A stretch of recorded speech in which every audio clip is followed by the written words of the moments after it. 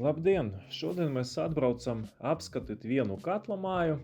Māja šitāda te, ap 150 kvadratmetriem, Taurenes ciemata, un iepazinamies ar meistaru Uldi, kas izbūvējis šo katlu māju. Viņš pastāstīs par to, kā sanāca, un arī par patēriņu, kā pēc bargas ziemas, cik daudz aizgāja granulas.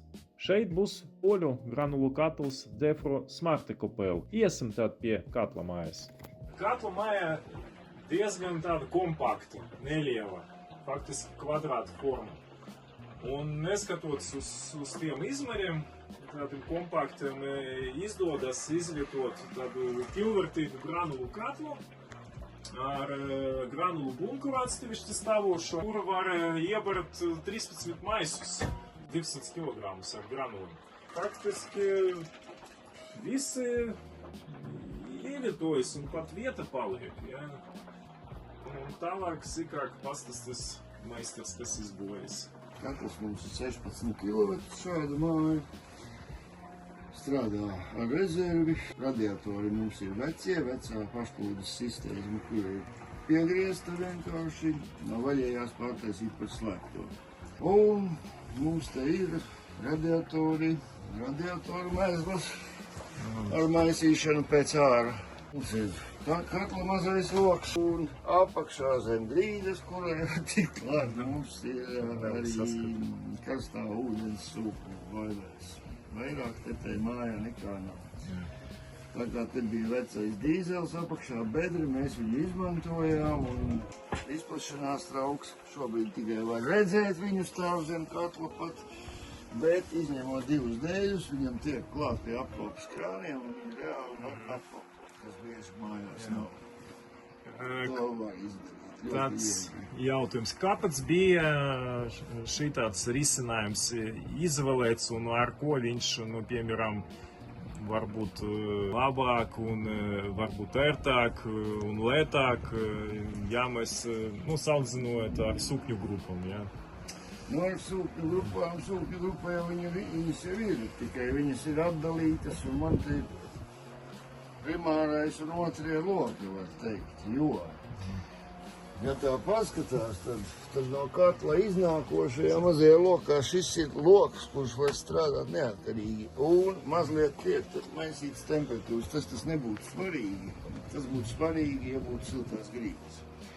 Jo, ja mēs paskatītos, es tagad nevaru parādīt, tad pirmais mums ir boilers, turgaita atlūde. Jā, tas viss augstika temperatūra padūdas. Tad jau mazliet atdzesēta temperatūra nāk uz radiatoriem. Arī nākamais atzars. Ir īstenībā arī loks turgaita, ja palaukam, un atlūde. Viņas nāk viena pēc otras, tas tā kā nav gataviem kolektoriem. Daļēji pirmā tajā lokā tiek maisīts sev temperatūras. Un reizē tā ir hidroliskā atdalīšana, jo sūknis nekaujas nekad pret sūkni. Viņš, ja zog, tad nozog pats sev. Tehniski. Tā kā sanāca viskarstākais ūdens aiziet pirmā atzare uz boileri, nākamais radiatori, un ja būtu siltās grīdas, tās būtu pēdējās. Mēs jau daļēji maisam. Daudz precīzāk strādā vārstotas. Mazāk hidrauliska slodze. Jā, bet, lai tādu taisītu, ir jābūt jau bišķi pašam ar domāšanu. Nevar uzlikt tā kā gatavais grupas. Vairāk šitai māja nekas nav. Strādā viņa pēc viena telpas termostatu. Kā izpildīts tur ūdens mezgls, Izplašinās. Tā, un par to patēriņu. Aprunājas Uldis ar saimnieci, un saimniece tur pastāstīja, cik aizgāja pēc bargas ziemas granulas uz šādu māju. Pašlaik uz šito datumu viņa esot nokurinājis 4,5 tonnas šitajā sezonā. Mums tagad ir marta vidus. Tonna vēl izies. Tā, ja rēķinām, tad mums 8 mēnešos pat nesenāk tie 500 kg, uz 100 kvadrāta. Mums sanāk mazāk. Un tad jādara. Jo pašlaik citas 100 kvadrāta māja nokurina to pašu. Viņa gan tad ir nedēļas 3 dienas, viņa laiž temperatūru zemē.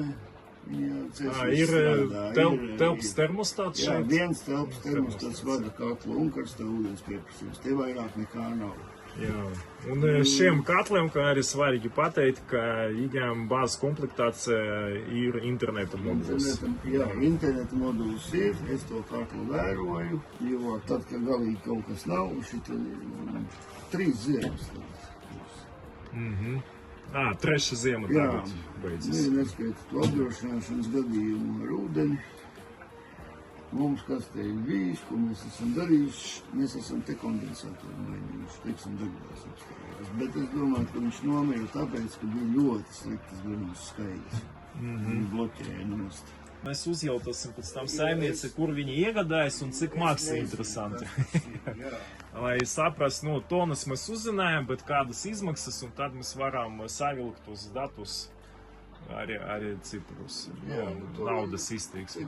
Apskatīsies, kas interesē, mēs varam, tu man uzsūtīsi jau sazvanīt un paprasīt. Jo šitais katls sākumā, katlamājā, kas bija plānot otrādāk, ka nebūs durvju. Konkurs bija kas, tāpēc ir tieši tekļi. Mēs viņus nepalikām. Pa tālāku ceļu aizgāja tie vadi. Jā, un pietika, un es nepaliku. Un kā viņš kurās tagad, es nezinu pat.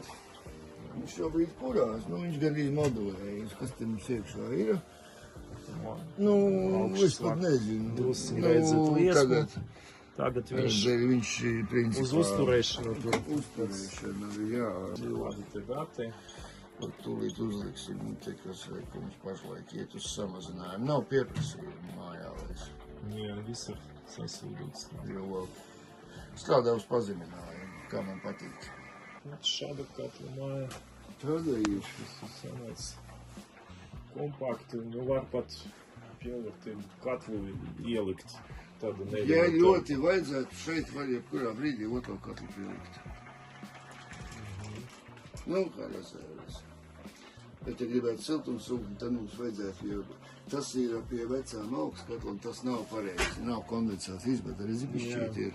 Un tas jumti, ja nebūtu jumtiņi, nebūtu. Jā, šeit tā domāts, ka uztaisīts. Tas nav pareizi. Un ja likt otru katlu, tad otrais domāts nepieciešams. Nē, mēs varam uzlikt gāzes, siltus. Tādu, kuram nevajag. Gāzes katlam tāpat. Curs iet. Bet ko ir uzlikt, teiksim, jā. Principā vecā sistēma nekas nav mainīts, kas netraucē, viss stāv. Otrā blakus māja ir tāda atceitai 5 gadu. Viņai, principā, mēs iebraucam. Tas tepat 2 ielas. Mēs vēl brauksim apskatīt vēl vienu mājiņu, arī ar līdzīgu katlu. Un ko dažus vārdus gribu pateikt, ka šeit bija izmantots defru granulu katls, Svarteku pēlsalces, un arī defru apkros mēsli cirkulācijas sūknes un 3-gaitas svars ar siervu piedziņu. Arī viens tāds pats ražotājs piedāvā visus tos mēsgus. Viss strādā bez īpašiem problēmu un viss notiek tā kā vajag.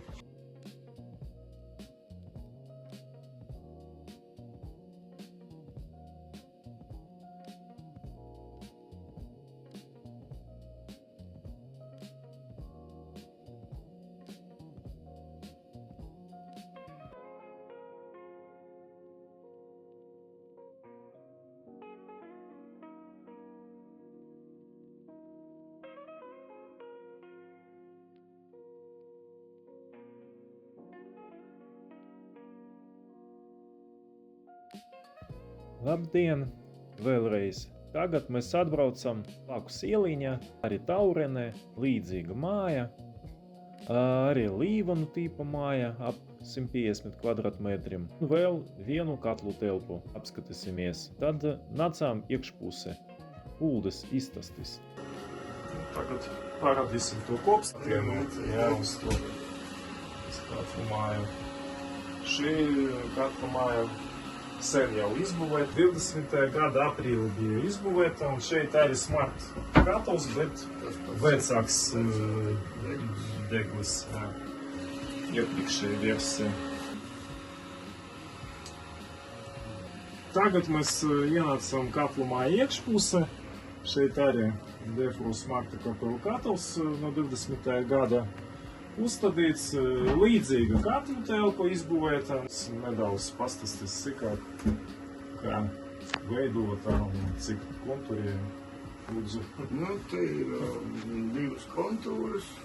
Tas ir karstais ūdens un radiatori.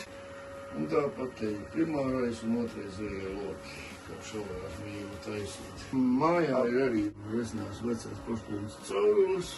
Tāpat ir konvektori vecie. Šeit ir topgaitas sarunās. Jā, tur zem sūkni, teiksim. Un redz, es varu uzreiz kadrā vai ārpus kadra, ka liekam pašplūdēs, mēs liekam vislētāko risinājumu. Mēs liekam aizbīgni. Jo, ja mēs ieliekam sūkņus, lai neraustās katls, mums ir jāžniec ūšana. Savādāk vārsta raustās. Mums nespēja reaģēt. Šī turbiet šajā gadījumā. Jā, nu ar to krānu jūs balansējat, jā? Principā viņš naga vaļā tikai. Spiežam, lai nebūtu. Un viss strādā. Nav nekāda vaina. 5 gadi nosauc, šito katru saimnieci sauc par manu labāko draugu. Jo pirms tam viņas sala. Labākas katls, viņa nekad nebija mājā. Čugunieks. Es vairs neatceros. Mēs cēlām ārā, bet es neatceros. Par patēriņu ir kāda Par patēriņu es nezinu tagad, jāprasa. Par patēriņu mēs vēlāk noskaidrosim informāciju no saimnieces un tad izvietosim, cik daudz aizgāja un Pirmajā gadā, kamēr saimniece pierada, viņa tīrot kādus 4 ielika resti, neielika līdz galam noķīlēja, tad te ir iekšā. Te nav tīrīts gadsimta pelni. Viņa sestdien, svētdien tīra. Reiz nedēļā? Nu, pašlaik tas ir sliktas, viņa piezudis, ko ir tīrīt. Viņa Tāda iztīrās, stīras. Jā, šeit viņš rāda laiku, cik tā reiz tā aizies uz vienu pusi, uz otru pusi. Šeit var redzēt vārsta temperatūru, kura tekošā un kura iestatīta. Nu, tad, kad viņš iztīrīsies, tad viņš atkārto, turpinās strādāt. Pieprasījums, jā. Jā, tad. Nu, viņš spēj strādāt arī tik pilni pelni. Kas tur tad? Tur ir tīvs, nē, tur ir tīvs. Ventilators vēl. Jā, jo šitam bija nopodies tas pats zobstienis, ko tu prasīji. Tagad tu man sūtīji bildi, ka negāja resta. Jā. Šita bija tas šlams atpakšā. Nu jā, Nu tādas vienkāršas, jo vairāk te nekā nav. Šeit saimniece izmanto šādus granulus, jā, un mēs vēlāk noskaidrosim, kādas izmaksas, jā, un cik daudz aizgāja par šo vargu ziemu. Un, principā, arī par kvalitāti, jā, cik tā granula ir praktiski laba, nevis pēc reklāmas. Labdien! Es esmu ļoti pateicīga meistaram par uzstādīto iekārtu, tā darbojas ļoti lieliski. Granulu patēriņš ir 1 paleta mēnesī, jo man ir svarīgi, lai temperatūra mājā būtu vidēji no 22 līdz 24 grādi, man patīk siltums.